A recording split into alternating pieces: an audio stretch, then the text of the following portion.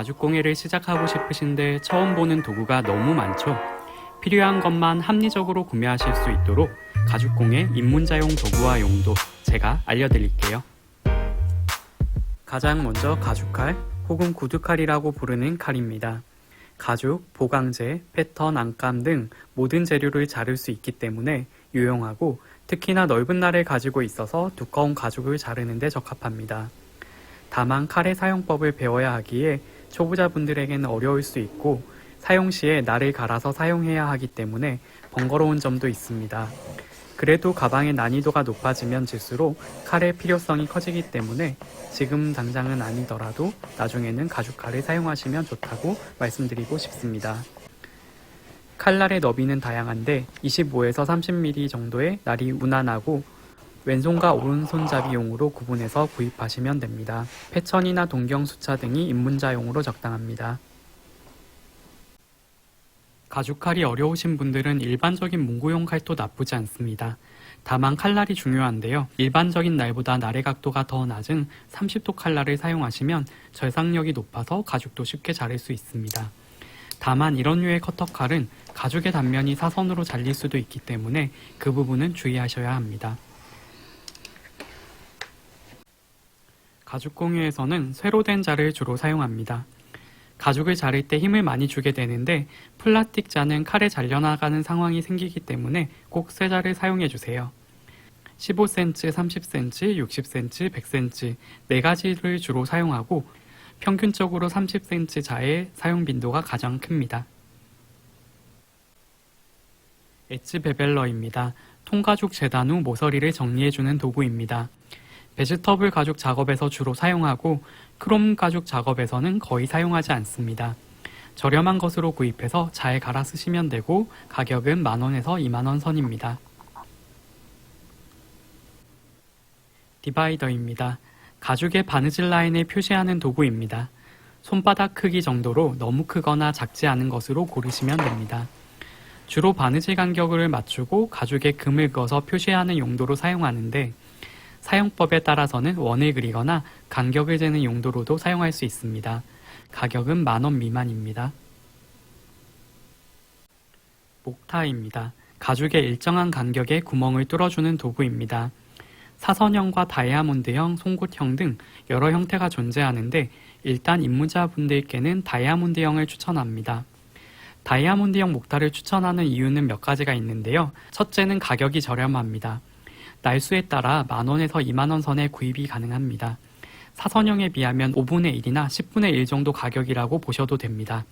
목타는 바닥에 떨어지면 날이 깨지거나 뭉개지는 경우가 발생하기 때문에 소모품이라 생각하시고 저렴한 것으로 시작하시는 것이 좋습니다. 둘째, 구멍이 크게 뚫립니다. 처음 바느질을 하시면 목탁 구멍으로 바늘을 통과시키기 어려워하시는 경우가 있는데요. 다이아몬드형 목타는 구멍이 크게 뚫리기 때문에 바느질이 쉽습니다. 이렇게 크게 뚫은 구멍이 밉게 보일까봐 걱정하시기도 하는데요. 이 부분은 롤러와 망치로 정리가 가능하니까 걱정하지 않으셔도 됩니다. 셋째, 직선으로 뚫기가 편합니다. 디바이더 선을 따라서 구멍을 뚫는 상황에서 사선 목타는 선의 안쪽이나 혹은 바깥쪽에 위치시키고 구멍을 뚫게 되는데 그 때문에 초보자분들은 직선으로 뚫기가 쉽지 않습니다. 다이아몬드형은 디바이더 선의 바로 위에 목타를 위치시키기 때문에 직관적으로 직선을 뚫기가 좋아서 초보자분들이 좋은 결과물을 내기에 좋은 도구입니다. 목타에 관해서는 할 말이 참 많은데요. 그 부분은 다음 영상으로 다시 만들어 보겠습니다. 영상의 목타는 교신엘르 목타이고 가격은 만원에서 시작합니다. 날은 2날과 6날로 구비하시면 되고 3mm와 4mm 간격 각각 한 쌍 정도만 있으면 무난하게 작업이 가능합니다. 고무망치입니다. 목타나 펀치 등으로 가죽에 구멍을 내는 용도 혹은 장식을 다는 용도로 사용합니다. 납볼 망치, 무반동 망치 등 다양한 망치가 존재하는데 저는 기본적으로 가장 저렴한 고무망치를 추천드립니다. 무거운 망치들이 잘 뚫리는 것은 사실이지만 무게와 크기 때문에 오히려 손이 안 가는 부분이 있었습니다. 일반적인 고무망치 타격면에 가죽을 한 장 붙여서 사용하시면 무난합니다. 가격은 만원 이하로 구매 가능합니다.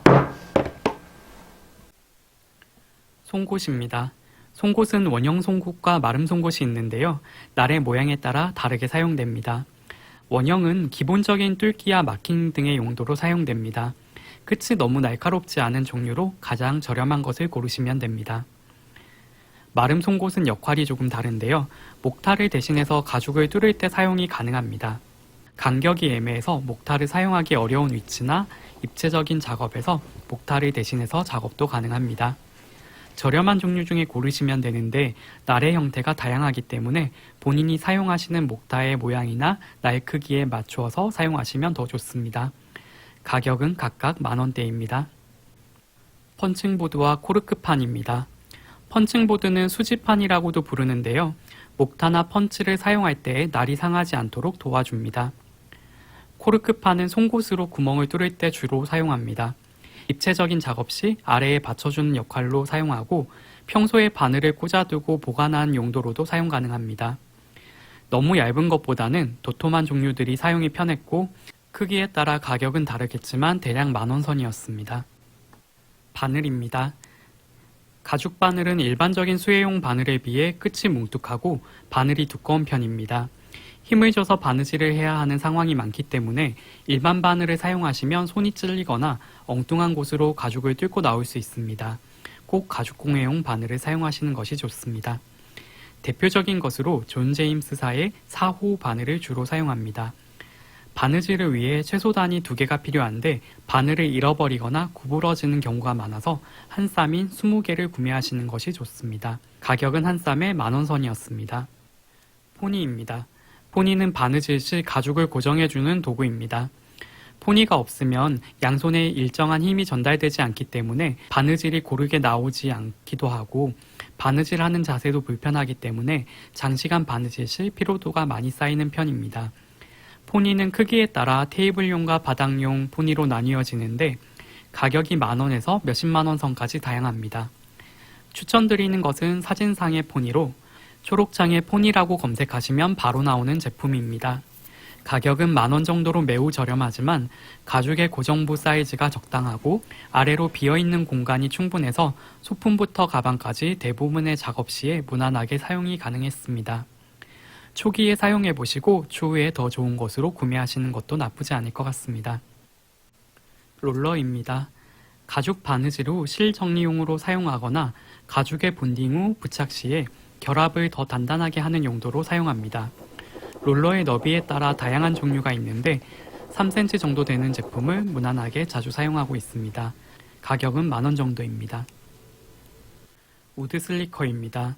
우드 슬리커는 가죽의 단면을 정리할 때 사용하는 용도로 주로 사용합니다. 뒤집는 형태의 가방을 만들 때 안쪽에서 밀어주는 용도로도 사용이 가능합니다. 납작한 형태, 네모난 형태 등 여러 가지가 있는데 원뿔 형태가 가장 무난하게 사용 가능했습니다. 가격은 만원 이하입니다. 본 폴더입니다. 가죽을 접어서 마감하는 용도로 주로 사용하는데 패턴이나 안감 등을 접을 때도 사용합니다. 소재에 따라 뿔이나 뼈로 만든 제품과 플라스틱 제품이 있습니다. 뿔이나 뼈로 만든 제품들은 충격에 약한 부분이 있어서 플라스틱 제품을 추천합니다. 가격은 만원 이하였습니다. 본드 헤라입니다. 본드를 바르거나 토코놀 같은 마감제를 바를 때 사용합니다. 크기나 소재는 다양한데 3cm 정도 폭의 플라스틱으로 만들어진 제품이 무난했습니다. 그리고 좁은 면에 본드를 칠하기 위해서 작은 헤라를 추가로 하나 정도 더 구비하시는 것도 괜찮을 것 같습니다. 가격은 만원 이하였습니다. 본드 지우개입니다. 가죽 겉면에 묻은 본드를 제거하는 데 유용한 도구입니다. 특히나 초보자분들은 가죽의 본드를 잘못 칠하는 경우가 많으실 텐데 그때 사용하시면 좋습니다. 생고무 같은 소재로 가격은 만원 이하입니다. 문진입니다. 가죽을 자를 때 가죽이나 자가 움직이지 않도록 눌러주는 도구입니다. 소재나 형태가 다양한데 그 중에 종발형 문진을 추천드립니다.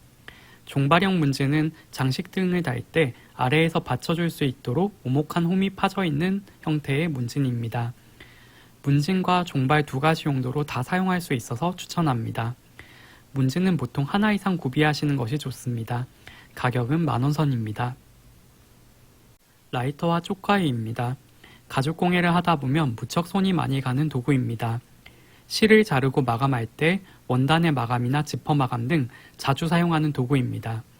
촉과이는 사용하다 보면 자주 날이 무뎌지기 때문에 비싼 제품보다는 다이소 같은 곳에서 저렴한 것으로 구입하시거나 한 번씩 갈아서 사용하시는 것이 좋습니다.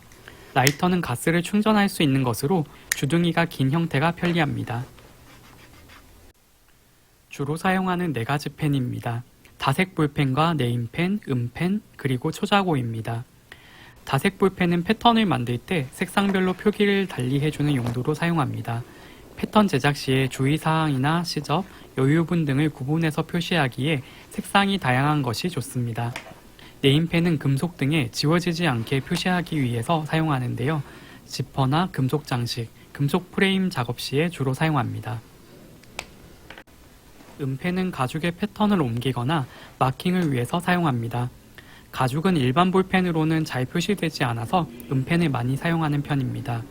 음펜 전용 지우개가 있기는 하지만 잘 지워지지 않아서 가죽의 표면보다는 뒷면에 주로 사용합니다. 초자고는 열펜이라고도 불립니다. 가죽의 표면에 장식의 부착이치를 마킹할 때 사용됩니다. 열에 의해 사라지기 때문에 가죽의 겉면에 사용할 때 부담이 적고 안감 원단의 사용 시에는 추후에 다림이나 스팀 등으로 제거할 수 있습니다. 줄자입니다. 가방의 끈이나 손잡이 등의 길이를 잴 때 많이 사용합니다. 입체적인 작업에서 길이를 잴 때도 유용하기 때문에 저렴한 것으로 하나 정도 구비해 두시면 좋습니다. 로터리 펀치입니다. 원형의 롤러에 다양한 크기의 펀치가 달려있는 도구입니다. 가죽공예 초기에 어떤 크기의 펀치를 구매해야 할지 모를 때 이 제품 하나만 있으면 어느 정도 크기에는 다 대응이 가능합니다. 추후에 일반적인 펀치를 구입하게 되더라도 로터리 펀치는 입체적인 구조의 펀칭에 사용하기 좋은 도구라서 하나쯤 구비해 두시면 좋습니다. 단 손에 악력이 없으신 분들은 사용이 힘들 수도 있습니다. 가격대가 다양한데 초록창에 검색하시면 만원 선에 구입 가능합니다. 핸드프레스입니다.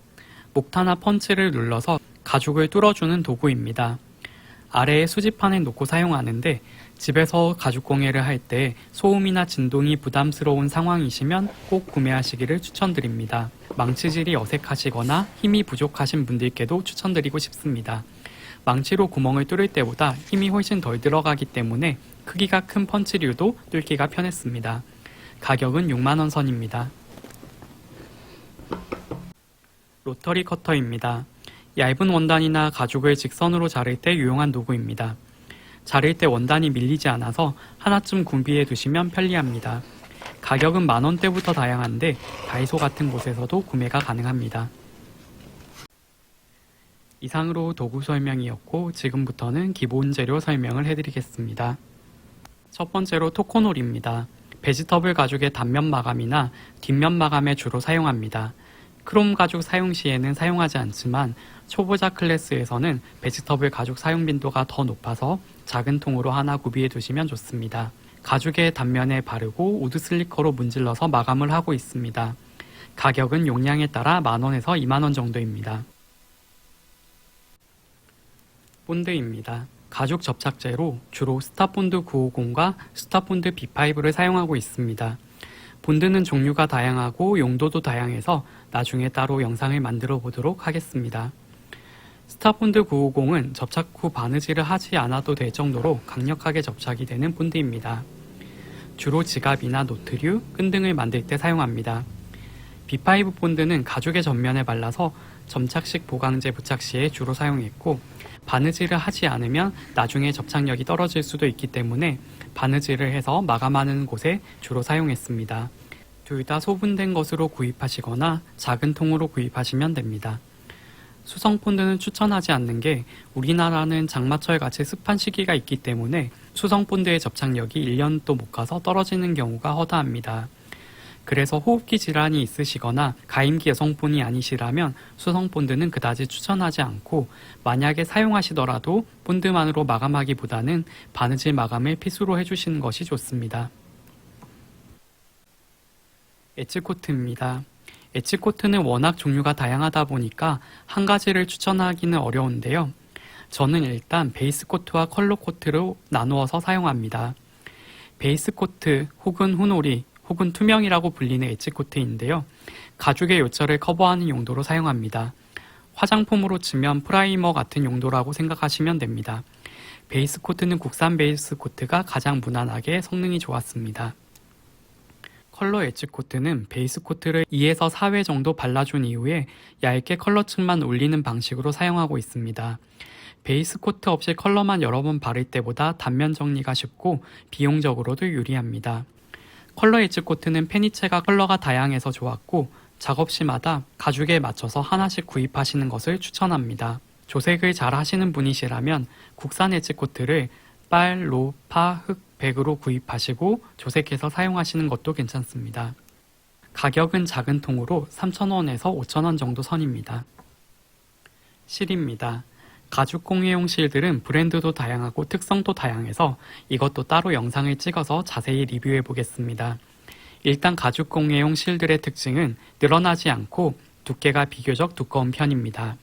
일반 수혜용 실들은 옷을 만들어야 하기 때문에 약간의 스트레치성이 있는 것과 대비됩니다. 그리고 크게 자연사와 합성사로 나누어지는데요. 저는 개인적으로 합성사를 사용하고 추천하는 편입니다. 합성사 중에서도 두 가지를 추천하자면 비니모 MBT와 세라피를 추천합니다. 비니모는 일본산 실로 실의 표면에 코팅이 되어 있어서 바느질 시 매끈하게 목탁 구멍을 통과하고 올풀림도 덜합니다. 호수는 8호를 추천드리고 색상은 비교적 다양합니다. 가격은 1000m 한 콘에 만원대로 소분된 것들도 있습니다. 세라필은 독일산 실로 올풀림은 있지만 색상이 엄청나게 다양하고 10호, 20호, 30호, 40호 등등 굵기도 다양해서 미신과 손바느질을 다 커버하며 사용 가능했습니다. 손바느질에는 20호를 무난하게 사용했고 호수에 따라 가격은 다르지만 대략 한 콘에 만원 이하였습니다. 비니모와 세라필은 둘 다 미신과 손바느질이 가능하지만 세라필이 색상도 더 다양하고 굵기도 더 다양한 점이 있어서 개인적으로 더 선호하는 편입니다. 사실 가격이 저렴하다고는 말했지만 이건 자연사에 비해서 저렴한 것이지 일반적인 수혜용 실들이 한 콘에 1,000원 이하인 것을 생각하면 상대적으로 무척 비싼 고급 실이라고 볼 수 있습니다. 있는사는 보통 250m에 2에서 3만원 선으로 합성사에 비해 대략 10배 가까이 비싼 것도 있지만 사용 시에 왁스를 따로 발라주어야 하는 점이 불편했고 실이 합성사만큼 고르지 않고 마감도 본드로 해야 된다는 점도 있어서 불편했습니다. 자연스러운 바느질 느낌이 선호하신다면 링카블렛 린넨사를 사용하시는 것을 추천드리지만 보통 가죽 제품을 상품으로 대할 때는 실을 무엇으로 사용했냐 보다는 어떤 컬러를 어떤 땀폭으로 바느질했냐가 먼저 눈에 들어오는 부분이기 때문에 합성사가 더 합리적인 선택이라고 보여집니다. 실 또한 작업 시 하나씩 구입하시는 것을 추천드리지만 만약에 한 번에 기본 컬러를 구입하고 싶으시다면 블랙, 화이트, 린넨, 에토프, 진방 컬러를 구입하시는 것을 추천드립니다. 가죽 공예용 도구 어떻게 보셨나요? 이런 도구들은 한 번에 구입하지 않으셔도 되니까 필요할 때마다 하나씩 구입하시는 것을 추천드릴게요. 가죽 공예용 도구는 완벽히 영구적이진 않아요. 사용하시다 보면 날이 상하거나 망가져서 교체할 시기가 생기기도 하니까 무턱대고 비싼 도구로 시작하시기보다 실력이나 용도에 맞게 하나씩 업그레이드 시켜나가는 재미도 느껴보세요. 오늘 수업에서는 가죽공예 도구에 대해 살펴보았는데요. 다음 시간에는 이 도구로 만들 수 있는 간단하지만 실용적인 카드 지갑 만드는 방법을 알려드릴게요. 패턴을 다운받으실 수도 있고 패턴이 각인된 가죽을 구매하실 수도 있으니까 다음 영상도 기대해주세요. 여러분과 함께 성장하는 채널이 되겠습니다. 구독과 좋아요도 잊지 마세요.